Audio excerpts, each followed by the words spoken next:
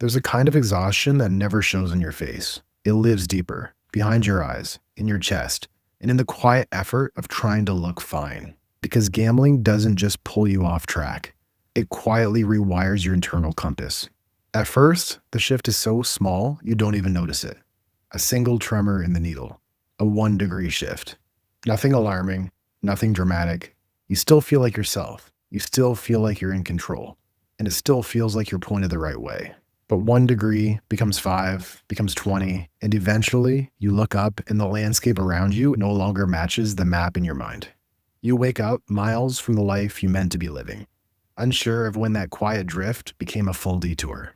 And the strange part, it never starts with a disaster. It starts with a spark, a flicker of maybe, a little hit of relief from stress, boredom, numbness. In the beginning, gambling feels like a shortcut, a reset button, a way to feel something. But that's the moment the needle shifts, just a degree, just enough to go unnoticed. And then, quietly, things begin to change. What once felt like entertainment becomes a habit. What once felt like choice becomes compulsion. And what once felt like fun becomes something you hide. Because once gambling gets its hand on your compass, your direction stops being your own. You think you're navigating, but the system is steering. The near misses, the unpredictable rewards, the promotional offers, they're not accidents. They're invisible magnets pulling your needle away from true north, one subtle shift at a time. You tell yourself you'll stop when you're ahead, but ahead keeps sliding into the distance. You tell yourself one more bet is harmless, but harmless stretches into hours, then days. You tell yourself you're so close to the life you want, but the path quietly bends beneath your feet. Not because you're broken, but because gambling is engineered to tilt the needle slowly enough that you don't notice the drift. Until somewhere down the line, when you look around and realize you are far off course. And as the compass drifts, your world begins to lose color. Not because your life is dull, but because your brain is overstimulated.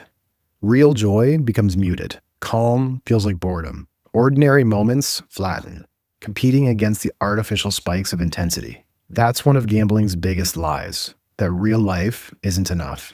But life isn't necessarily the problem. Your compass has been tampered with. And when the needle drifts far enough, something heavier settles in. Shame. Not the loud kind, the quiet kind. The kind that makes your eyes drop, your voice soften, and your connections shrink. The kind a viewer described perfectly in a recent comment.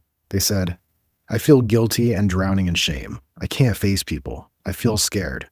The more I isolate, the more I feel the need to gamble again, just to feel worthy and escape this feeling." Shame convinces you staying hidden is safer, but isolation has its own gravity. The more you pull away, the heavier everything gets. And in that heaviness, the urge grows. Not because you necessarily even want to gamble anymore, but it feels like you have to. Because for a moment, it lets you escape the ache of carrying it alone. And that's one of gambling's cruelest tricks. It pretends to offer relief from the very pain it helped create. But here's the truth. You can't get out of shame by punishing yourself.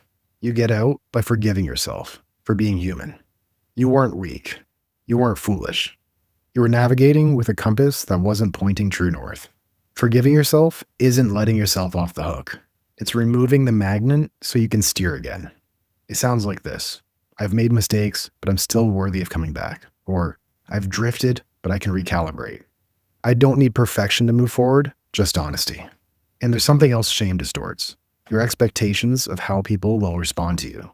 Shame tells you that if you step into the light, if you speak with honesty, and if you show what's really going on, you'll be rejected. Shame paints the world as a harsh and unforgiving place. But shame is often a terrible predictor of reality. Because sunlight is the antidote. The moment you step out of hiding, even slightly, something shifts. A weight eases, the air changes, the shadows shrink. I talk to people every day who open up after years of isolation. And almost all of them tell me the exact same thing. It turned out a lot better than they expected. They say that although they're now facing the consequences of gambling and having to rebuild trust, that it feels like a weight has lifted since they opened up. It seriously is one of the single greatest turning points in recovery. A viewer actually sent me an email recently highlighting the power of opening up. They said, "I thought I could beat this addiction on my own, but you were right. It cannot be done alone or by sheer willpower. After hitting another low, I eventually applied some of your most valuable advice, opening up to my significant other about my problem, as well as getting her to take control of my finances until I can sort myself out. The impact this has been amazing and completely killed the cycle I was stuck in. Opening up to my partner also helped me realize why I gamble, and as you have said in your videos, it's not just about the money. And that's what sunlight does. It dissolves shadows, it frees the needle, and it lets the compass recalibrate. Shame grows in darkness, but even a bit of light begins the recalibration.